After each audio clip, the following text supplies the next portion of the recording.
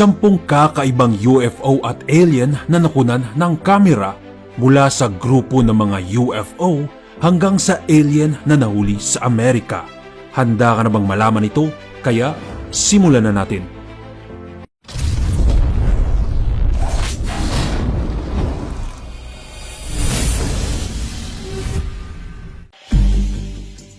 Number 10. Grupo ng mga UFO. Alam mo ba na sa iba't ibang panig ng ating mundo ay may inire-report ang mga tao na nakita sila ng mga UFO na bigla na lamang sumulpot sa kalangitan, kung saan ang pinakamatibay na ebidensya dito ay ang mga kakaibang ilaw na hindi lamang mga piloto ng eroplano ang nakakita, kundi maging ang mga normal na sibilyan. Nangyari ito noong Disyembre taong 2021 kung saan merong American Air Force pilot ang nakakita ng isang nakakagulat na UFO.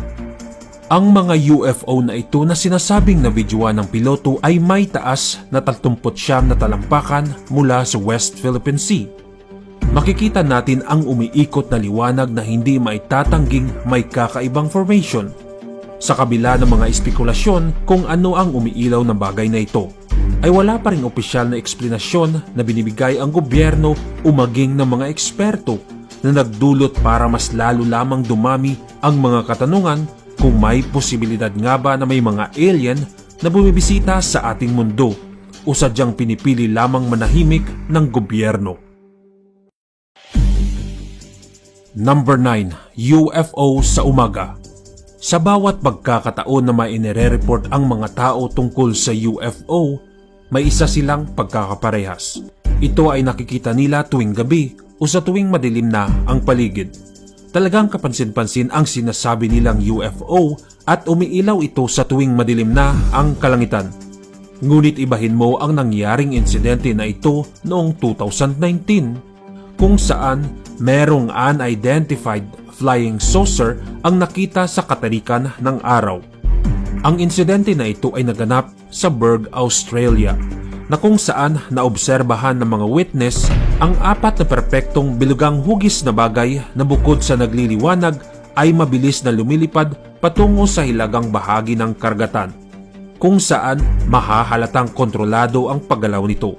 Pero ang mas nakakagulat pa dito ay mula sa nagliliwanag ay naging kulay itim. Kaya naman, nanggigil ang mga tao na malaman kung ano nga ba ang katotohanan sa likod ng misteryosong bagay na ito. Agad nilang pinost sa social media ang mga video na kanilang nakuhanan na lalo lamang nagpalito sa maraming mga tao. Hanggang sa ngayon ay hindi pa rin nare-resolba kung ano nga ba ang bagay na ito. Number 8. Project Blue. Alam mo ba na sobrang sineryoso ng gobyerno ang katotohanan sa likod ng mga UFO at ng mga alien na sinasabi ng mga tao na nakikita nilang lumilipad sa kalangitan? Sinasabi na meron na silang mga impormasyon na nagtuturo kung paano natin makakausap o malalapitan man lang ang mga nilalang na ito sa ating mundo. Sa pangunguna ng Amerika, gustong malaman ng gobyerno ng United States kung may dapat ba tayong ikatakot sa seguridad ng ating mundo, kung totoo ngang may bumbisitang mga alien dito. Kaya naman, nagsagawa sila ng isang Project Blue. Isa itong libro na naglalayon na tukuyin ang bawat impormasyon na nalalaman natin tungkol sa mga alien, at ito ay ginawa ng United States Air Force mula noong taong 1952 hanggang 1969. Ngunit sa kabila ng ilang libong reports na kanilang sinuri, ay nakagawa sila ng konklusyon kung saan sinasabi na hindi delikado ang mga UFO na bumibisita sa ating mundo at hindi tayo nito napipinsala. Ngunit ang problema lang ay hindi pa ganun ka-advance ang ating teknolohiya para tuluyan tayong makagawa ng komunikasyon sa kanila. Pero ang nakakagulat dito ay noong 1953 ay bigla na lamang pinagbawal ng gobyerno at ginawang ilegal sa mga tao ang pag-usapan ang UFO reports na ito, at labis nagtaka ang maraming tao. Number 7. Misteryosong butas. Noong taong 2016 ay merong isang napakalaki at misteryosong butas na pinangalanan nilang Polinia ay bigla na lamang lumitaw sa Antarctica, kung saan umaabot ang sukat nito sa nakakagulat na 30,000 square miles at ito ay biglang sumulpot sa nagyayelong Antarctic na gumulat sa mga scientist. Ang kakaibang pangyayari na ito na kung saan ay bigla na lamang may isang malaking butas ang nabuo ay hindi naman bago sa mga scientist. Nakita at una nila itong naobserbahan noong 1974 at noong winter ng 1975 hanggang 1976 ay muli itong nagpakita. Kaya naman, ang nakapagtataka dito ay bakit ngayon lamang ito muling nagpakita. May maayos bang dahilan kung bakit bigla na lamang itong lilitaw sa taong 2016? O baka naman may dumaan dito na hindi natin nalalaman kung anong uri ng sasakyan at ito ang nagsisilbing pasukan. Nakakabaliw man isipin, ngunit hindi naman natin maalis ang katotohanan na maaaring posible nga itong mangyari. Number 6. Higanting alien sa Antarctica. Dahil sa pinag-uusapan natin ang malamig na lugar ng Antarctica, hindi natin pwedeng palampasin ang nakitang imahe na ito ng isang UFO hunter na si Scott Waring.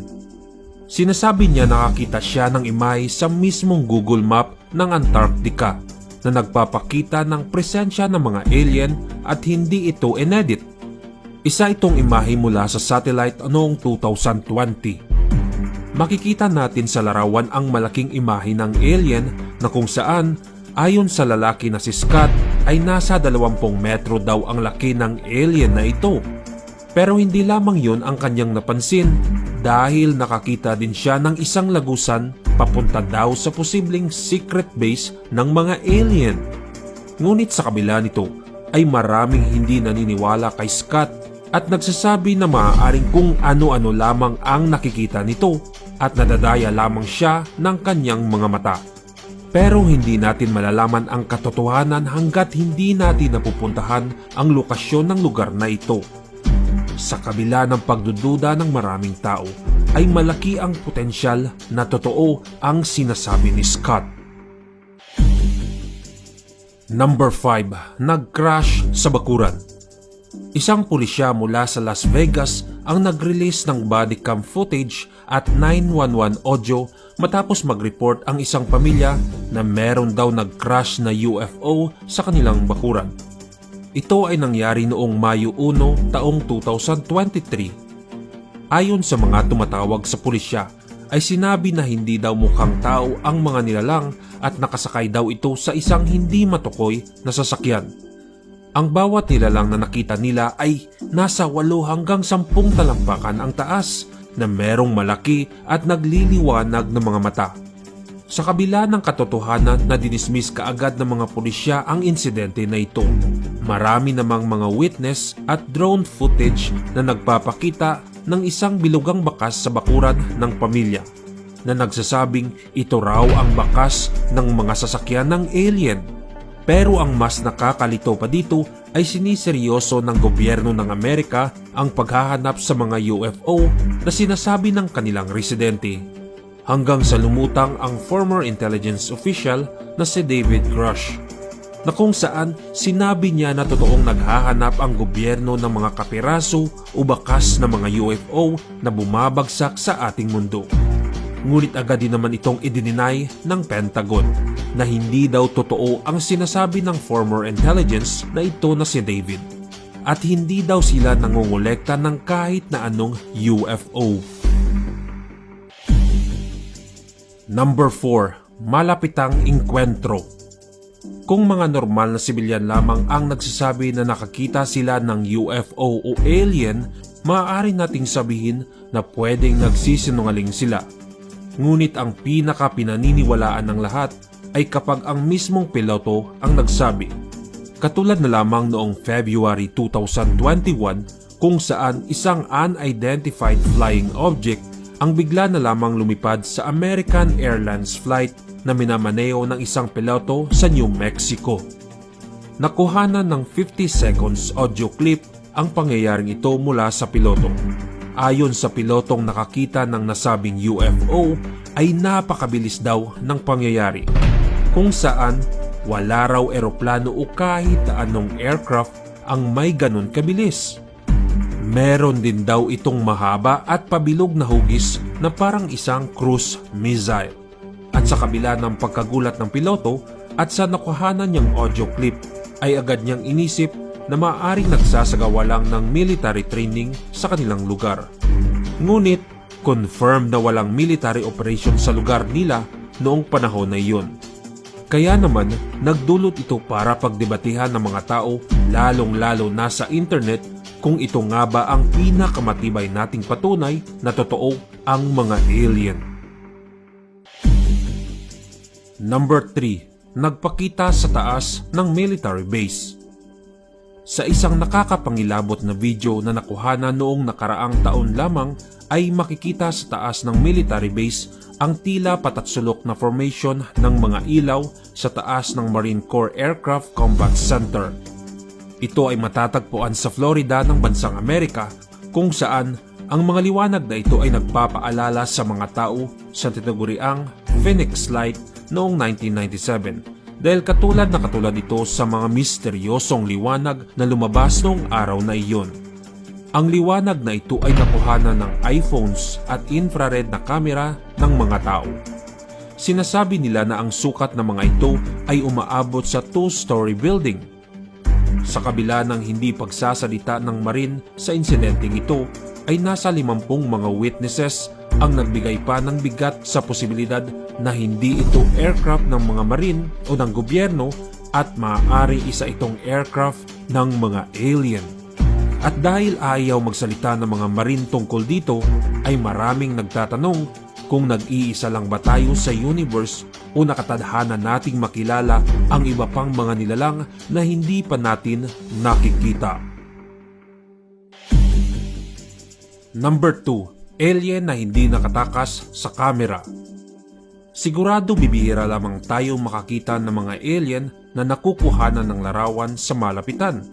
At yan ang eksaktong nangyari na kung saan nakuhanan ng isang bata sa ospital ang isang alien na mula sa Area 51 na nakatakdang gamutin sa establishmento noong araw na iyon.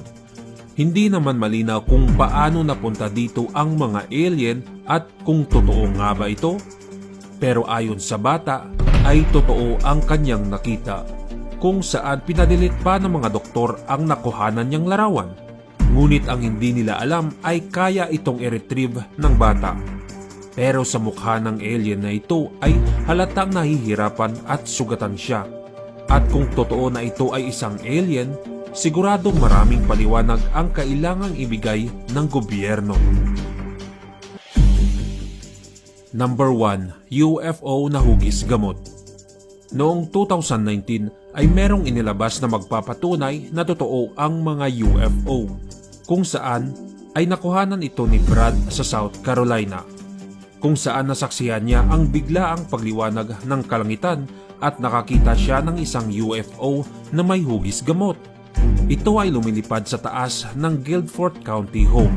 At dahil wala namang kakayanan na mag-edit ng video si Brad, ay marami ang naniwala at umabot ng 50,000 views ang video na ito nang i-post niya sa internet.